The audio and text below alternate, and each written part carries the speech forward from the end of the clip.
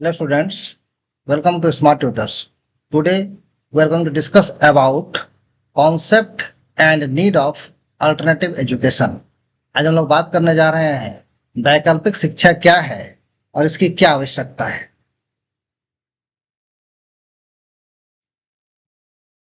वैकल्पिक शिक्षा का अर्थ शिक्षा के साथ साथ एक दूसरे ऑप्शन की ओर ले जाना है स्टूडेंट को। एजुकेशन के साथ साथ किसी और एक ऑप्शन का सिलेक्शन करना या कई ऑप्शनों में से एक ऑप्शन का सिलेक्शन करना अल्टरनेटिव एजुकेशन कहलाता है। वैकल्पिक शिक्षा ऐसे शिक्षण संस्थानों या शिक्षा के तरीकों को कहा जाता है जो पारंपरिक या मुख्य धारा की स्कूलिंग शिक्षा से अलग होते हैं। इसका उद्देश्य शिक्षा को अधिक फ्लेक्सिबल बनाना, अधिक लचीला बनाना है, व्यक्तिगत और समय बचाना होता है। इसमें समय बचाकर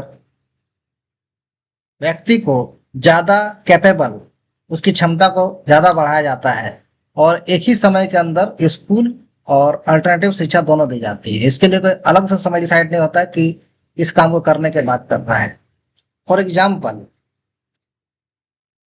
अगर एक स्टूडेंट 12 का तैयारी कर रहा है या 11 या 12 क्लास में है और उसके साथ साथ उसे कंप्यूटर कोर्स दिया जाता है, अलग से किसी इंस्टीट्यूट में जाकर वो कंप्यूटर सीखता है, जिसे वैकल्पिक शिक्षा का उदाहरण एग्जाम्पल कह सकते हैं।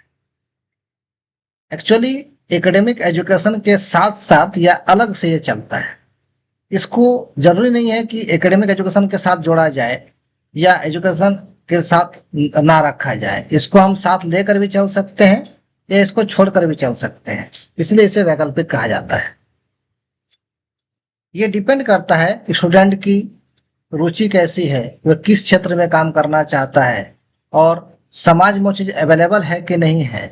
और ये सब करने के बाद स्टूडेंट का जो क्वालिटी है वो डेवलप कर जाता है, उसके अंदर रचनात्मकता का गुण विकसित हो जाता है। इसलिए आजकल अक्सर पेरेंट्स और टीचर्स भी अल्टरनेटिव एजुकेशन पर जोर देते हैं। कुछ एक्स्ट्रा करिकुलर एक्टिविटी जो होते हैं उसको हम अल्टरनेट एजुकेशन के रूप में ले सकते हैं। आइए देखते हैं इसकी क्या विशेषताएं हैं। Point number 1, student centred learning, विद्यार्थी केंद्रित शिक्षण। अल्टरनेटिव एजुकेशन डिपेंड करता है कि एक छात्र क्या चाहता है, उसकी रुचि क्या है, उसको सीखने की इच्छा क्या है या उसकी कितनी क्षमता है। दूसरी ओर टीचर अवेलेबल है कि नहीं और उस टीचर के सिखाने की शैली क्या है, इस पर भी डिपेंड करता है। अगर ये दोनों मैच कर जाता है तो स्टूडेंट अल्टरनेटिव एजुकेशन ले सकता है। अल्टीमेटली कहा जाए तो अल्टरनेटिव एजुकेशन स्टूडेंट ओरिएंटेड होता है और स्टूडेंट के रुचि इच्छा को ध्यान में रखते हुए उसको अल्टरनेटिव एजुकेशन का ऑप्शन दिया जाता है। Point number 2, flexible curriculum.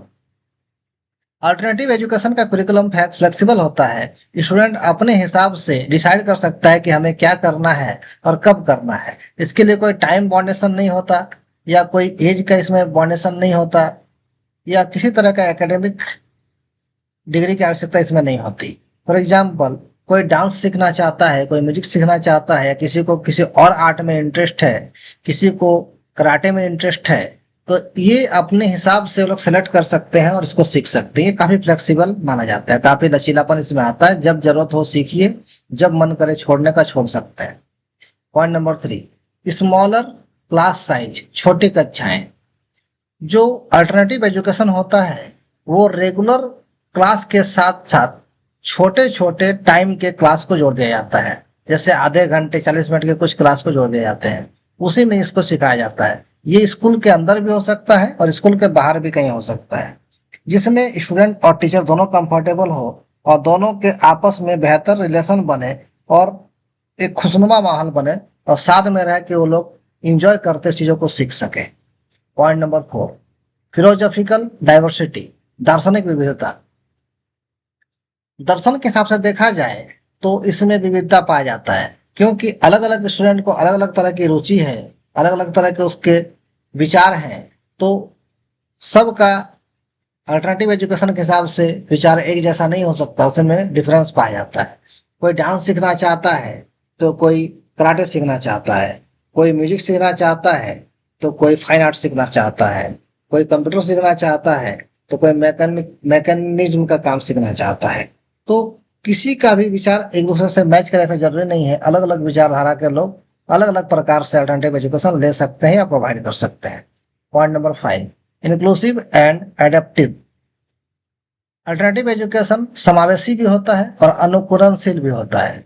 मतलब किसी और शिक्षा के साथ साथ किसी और कोर्स के साथ इसको ऐड किया जा सकता है और उसके अनुकूल ही इसको रखा जाता है, ताकि छात्र को अपना मेन काम करने में किसी तरह का दिक्कत ना आए और छात्र की क्षमता पूरी तरह उसमें यूटिलाइज हो जाए। आगे देखेंगे कि वैकल्पिक शिक्षा की हमारी क्या आवश्यकता है। What is the need of alternative education. जैसे पहला पॉइंट है, point number 1, one side doesn't fit all. सभी के लिए एक जैसा नहीं हो सकता। स्कूल में एक नॉर्मल एजुकेशन प्रोवाइड की जाती है जो कॉमन होती है, लेकिन ये एजुकेशन सबके लिए बराबर होता है। बात यहाँ तक सही है कि सबको बराबर एजुकेशन मिलना चाहिए, लेकिन सभी स्टूडेंट के लिए ये कंफर्टेबल है ये कह पाना मुश्किल है।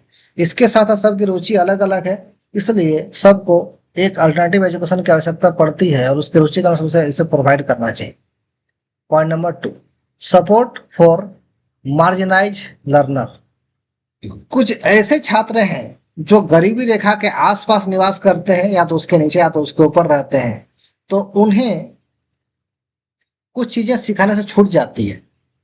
तो अल्टरनेटिव एजुकेशन के द्वारा हम उन चीजों को पूरा कर सकते हैं, उनको एक अच्छे माहौल प्रदान कर सकते हैं ताकि वे चीजों को सीख सके और अपने लाइफ में आगे बढ़ सके।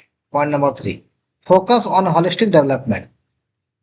अल्टरनेटिव एजुकेशन से कुछ चीजें जो स्कूल में नहीं सिखाई जाती या स्टूडेंट नहीं सीख पाते, तो अपने नॉलेज को वो लोग पॉलिश कर सकते हैं और अपने रुचि के हिसाब से काम कर सकते हैं। तो कहीं ना कहीं ये ओवरऑल डेवलपमेंट में एक अच्छा रोल निभाता है और स्टूडेंट का समग्र विकास हो पाता है। Point number 4, freedom from rote learning. रटने से मुक्ति। नॉर्मली जो स्कूल का एजुकेशन है वो रटने पर आधारित होता है। स्टूडेंट रट कर चीजों को पढ़ कर एग्जाम देते हैं और पास कर जाते हैं। जो अच्छा रिजल्ट लाता है माना जाता है कि वो बहुत इंटेलिजेंट और समझदार बच्चा है, और जिसका अच्छा नहीं हो पाता उसे माना जाता है कमजोर बच्चा है। लेकिन ये सच्चाई नहीं है। केवल रट कर एग्जाम पास करने से किसी के अंदर ज्ञान का विकास हो जाएगा ऐसा जरूरी नहीं है। अल्टरनेटिव एजुकेशन स्टूडेंट की रुचि पर डिपेंड करता है। उसकी जिज्ञासा उसी विषय में होती है जिस विषय को चाहता है ये समझे या सीखे, और उस विषय को उसे रटने की आवश्यकता नहीं होती। वो एक बार चीजों को देख कर करने लगता है काम और सीख जाता है। तो इसमें रटने से मुक्ति मिल जाती। Point number 5, parental and community involvement. अभिभावक और समुदाय की भागीदारी। अल्टरनेटिव एजुकेशन में मुख्य रूप से स्टूडेंट के माता पिता और शिक्षक भी उसे इस काम को करने में सहायता करते हैं। पता करते हैं कि किस तरह का उसे माहौल चाहिए और क्या वो काम करना चाहता सीखना चाहता है, उसी के अनुसार उसे अल्टरनेटिव एजुकेशन प्रोवाइड की जाती है। इस वीडियो में इतना ही। आई थिंक आपको ये वीडियो अच्छा लगा होगा। इसे लाइक कर सकते हैं, अपने सुझाव में कमेंट कर सकते हैं। Thanks for watching.